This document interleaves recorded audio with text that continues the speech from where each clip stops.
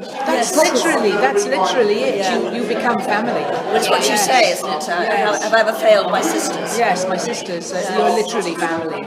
Yeah. And they live very, very close, very cheek by jowl, knowing when one is ill or well.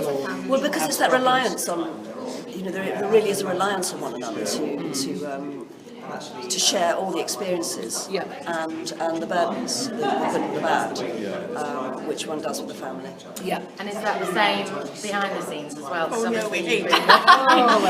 You've been close comrades for a We while. always think she's got more lines than I do. Actually, no, it's true. We know when, after this length of time, we know when that person is having trouble with the scene, and that happens, believe me. Yeah. It's not always a flowing process, and you kind of, you allow that person the space to solve their problems, or if you feel you can help, you might just say one small thing that will into their well of agony. It's kind of a true sense of caring for everyone. I think we do. I really do think We like each other. Yeah. Yeah. Your storyline seems rather ominous to me. I mean, Yes. tell me a little bit about that. Well, what you can how that develops. she is really, really frightened. That's my interpretation of the story so far. That she feels, her mortality, and that this could be hers. And we all are frightened. No matter how much faith we may or may not have, the prospect of a terminal illness is just absolutely terrifying to her. And that's why she's so spiky about it, and feels that her purpose in life has been blocked. And how do you believe in a God that would call you to do things and then make you so ill you couldn't do it? So I think there's a lot of personal, internal challenge going on for her, but I can't tell you the future. How does it fit? How's it been to play that? Very frightening. And also you draw, which is what an actor does, you draw on all your own personal experiences. When I've had scares, mercifully nothing has ever materialised, but I have had scares, as most people who've reached my age have. And it's terrifying. It's a massive preoccupation. You walk around with it in the front of your head like this, very hard to overcome.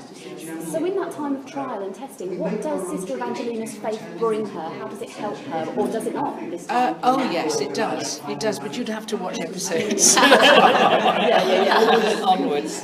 But I mean, I was going to ask anyway, because obviously you all share the same faith, but you're very different characters. So I was kind of going to ask, how would each of you describe your character's view of God? Because they must be different, because yours is very robust faith. You've got this serenity that follows you. Yeah, so it's really in two that you understand a little bit more about Sister Judy Ann's. Okay. Which is rather nice. It was very good for me because I'm constantly saying, well, where does the faith come from? Yeah. And it was quite good to have a backstory that actually makes one think about her decisions to go into the church, where they come from, and it does seem that she always had a calling. I mean, Sister Jocelyn, who she was based on, because I met the niece, one of her nieces, and it was obviously always clear to her where she was going.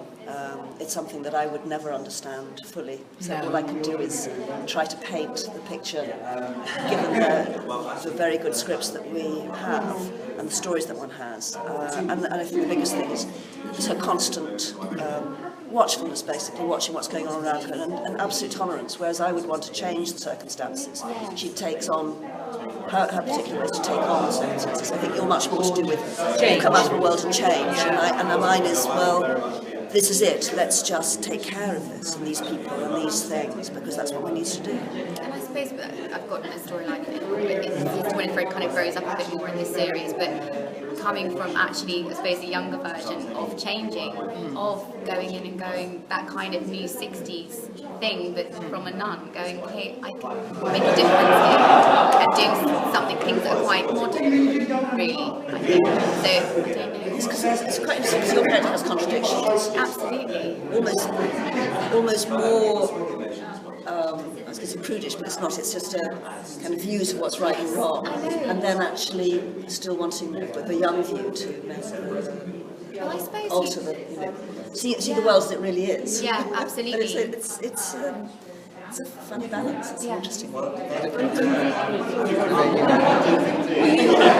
the Christmas episodes, will you all be watching on Christmas Day?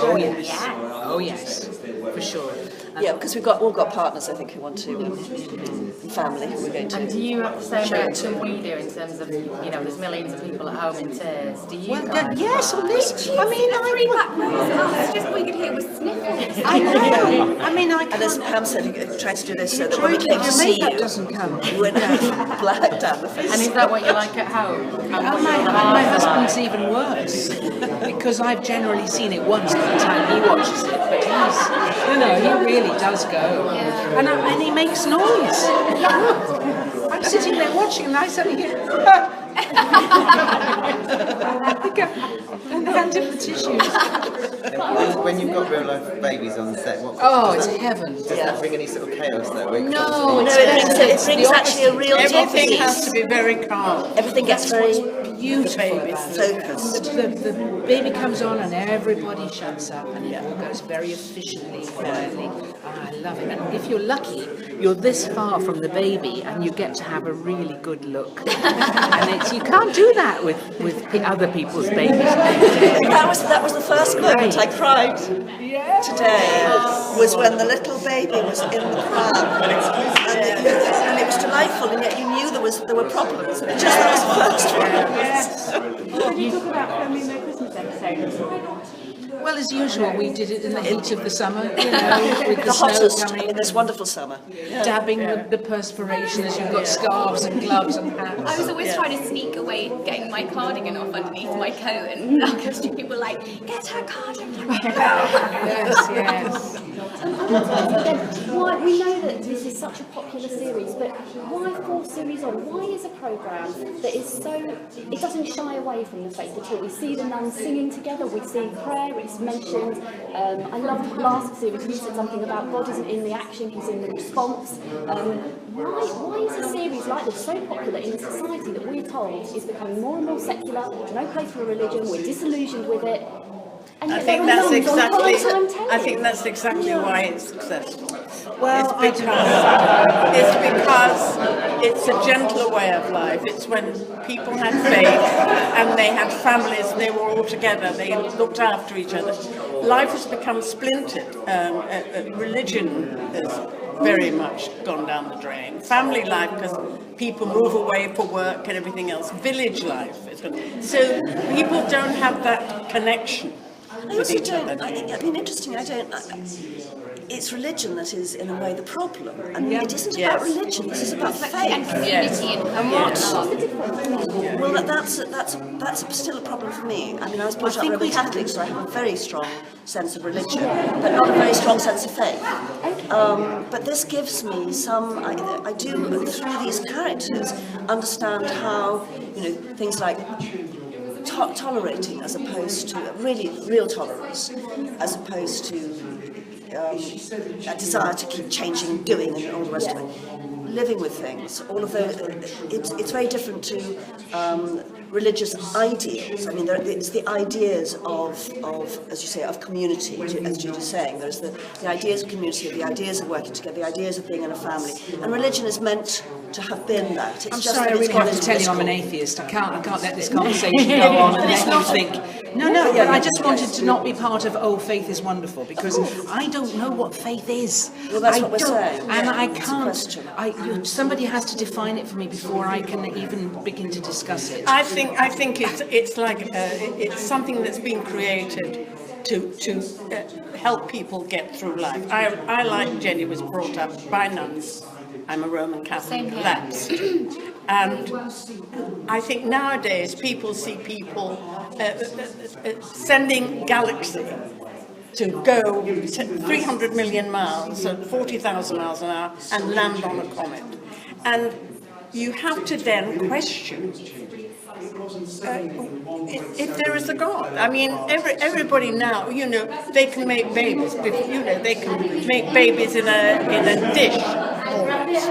Everything is going against everything that we've been believing in from being young.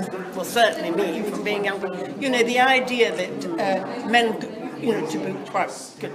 You can get without men. You can have babies without men now. I mean, that whole fabric of what people believed in has been demolished. Really. So do you think the idea of the series is to remind people of that? No, I don't no, actually. no, I don't at all. no. I mean, in a way, it's slightly misleading because I think it's much more to do with just seeing a period of time and the contrasts in those worlds. And the 60s is a wonderful, we came out at the end of the 50s. We see where it's come from. We were reminded at the beginning about the war. We've had stories about how the bombs were still there. We've had the fabric of Nanata's house blown apart. We've had to move somewhere else. But even where we move, there's rot. I mean, the difficulty is progress, and I think that's what it's dealing with. With progress, it doesn't mean that you get rid of the detritus. It just means you've got to actually care more. And what we've done is we've lost the sense of how communities work together. And I think that's the most difficult thing.